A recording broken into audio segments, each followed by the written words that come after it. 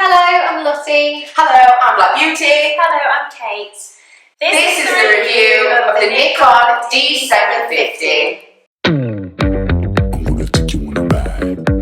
We're gonna burn through the night. Why you're so salty? I'll still take a bite. Okay, we can take my Lambo. I'll put on a tight show. You sure you can handle? We be faster than Django. I wanna take you on a ride. We're gonna burn through the night. Why you're so salty? I'll still take a bite. We can take my Lambo. I'll put on a tight show. You sure you can handle? We be faster than Django. Can't stop. Hello, and welcome to the Dennis Bloodnok Channel. Well, Bloodnok fans, the Nikon D750. Is this 24 megapixel DSLR with 1080p video up to 60 frames per second, is this still viable in 2023? Well, let's find out. Well, Bloodnok fans, when considering purchasing a camera, the first issue to think about is purchase price. How much will you have to pay for the camera? Therefore, here are a series of used Nikon D750s which are for sale right now in August of 2023. I can't stop, won't stop. I can't stop, won't stop. Can't stop. Can't stop, won't stop. Can't stop, won't stop. Can't stop, won't stop. Can't stop.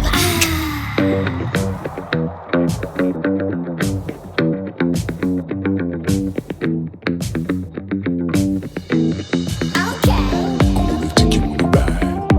We're gonna burn through the night. Why you're so salty? You sure you can handle? Okay. We can take my Lambo. I'll put on a tight show. Well, YouTubers, the next subject to think about is the actual setting up of the camera. Menu options, controls, switches, buttons, etc. How to set the camera up, in this case my D750, in this case with the Sigma 24mm f1.4 art lens. How to set the camera up for video, 1080p, for portrait, glamour, fashion, beauty and other studio-based still imagery, and then also for location, architecture, nature type imagery. How do you set up the D750 for that type of image?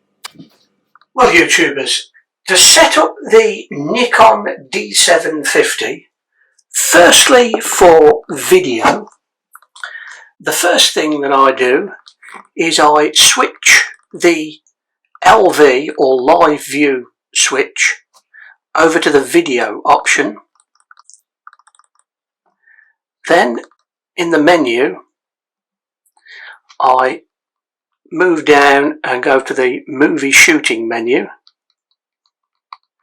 For frame size and frame rate, I go for the 1080p at 50 frames per second. In the UK, it's always good to go for 50 frames per second due to the electrical system. If you have mains operated lights, the electrical system runs at 50 Hertz. If you have anything above or below 50 frames per second, you can run into issues with flickering. Hi there, my name is Lottie Rose. Hey, I'm Jessie. And I'm Bianca J. And Welcome to the Dennis Bloodnok Channel.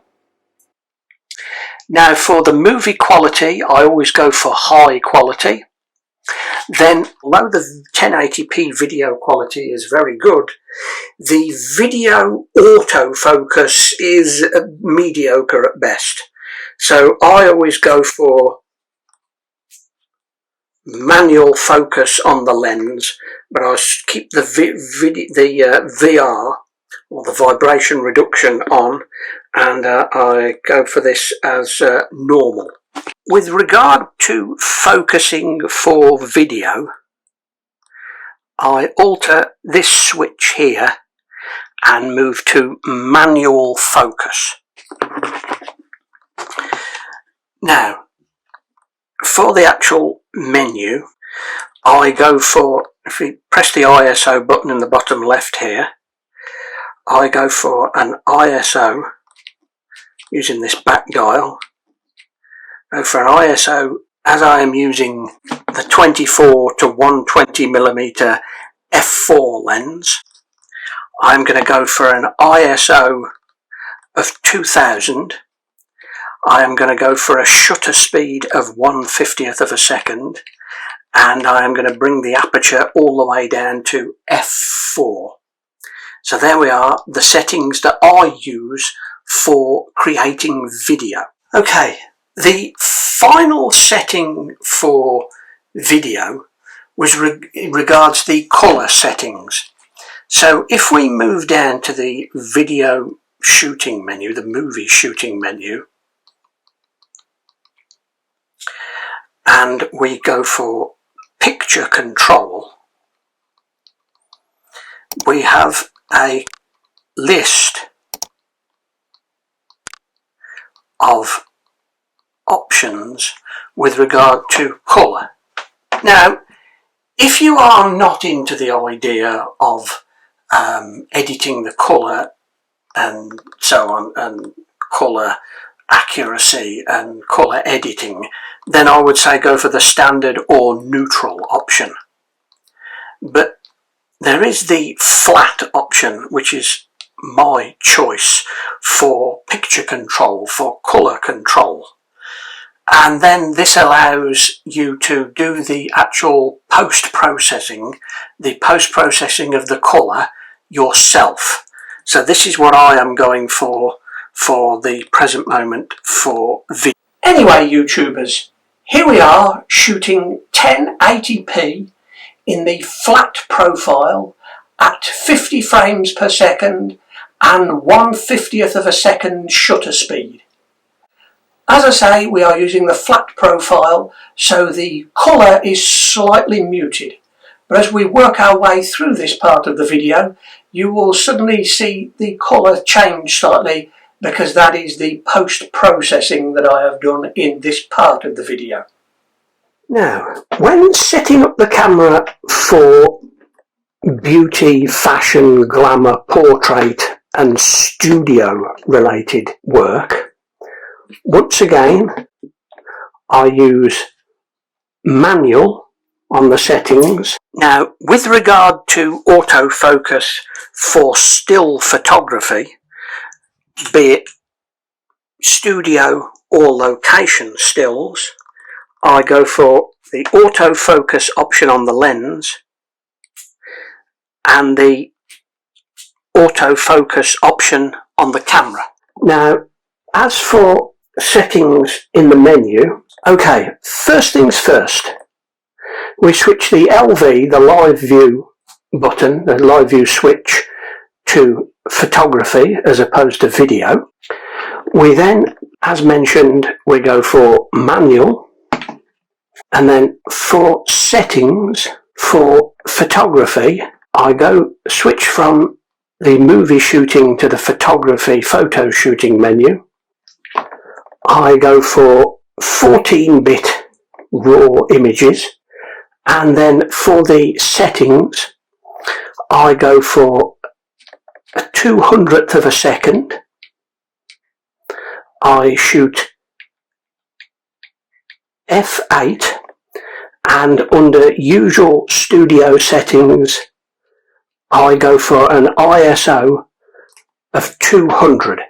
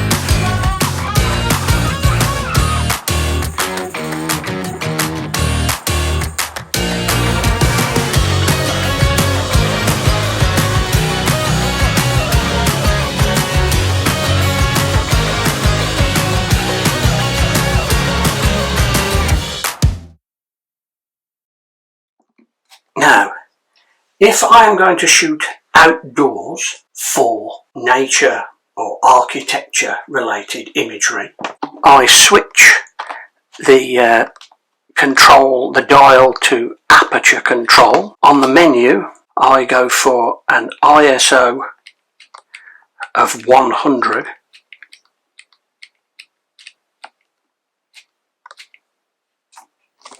One other point to be made with regard to shooting nature, architecture and wildlife still imagery, as mentioned in this part of the video, the ISO I set to be 100 and I go for aperture control.